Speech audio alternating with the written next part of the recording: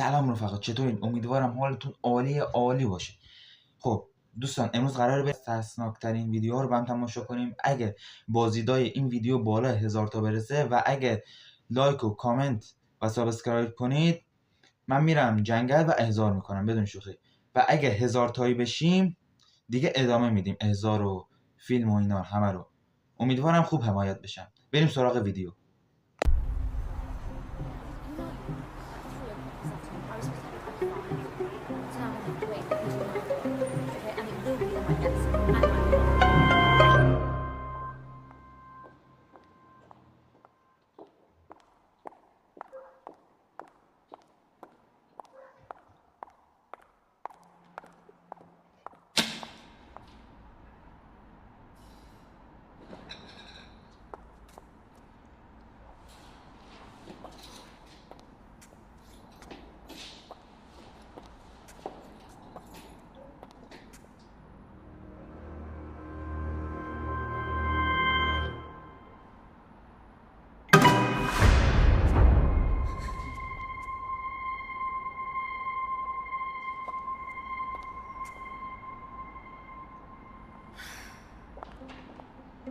یکی از انگاره که این خودشه ولی سیاه پوشیده.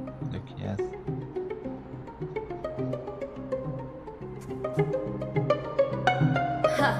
Very clever.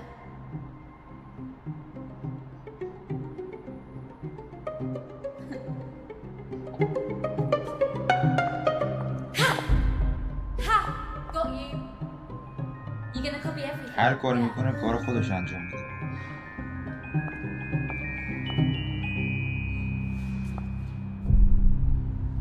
Can I have my bag? Give me my bag. این یه آینه که بازتاب مشکی خودت بنشون. Thank you.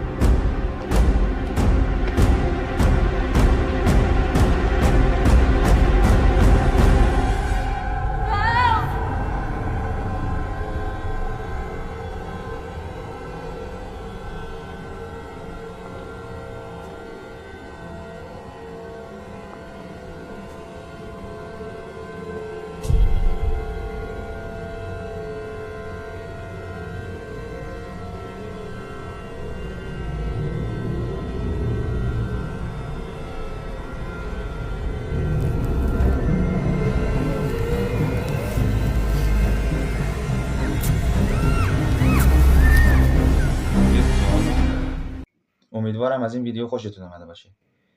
دوستان لطفاً کانالمو سابسکرایب کنید، لایک و کامنت و نظراتتون هم فراموش نشه. مرسی، خیلی ممنون. عشق منید.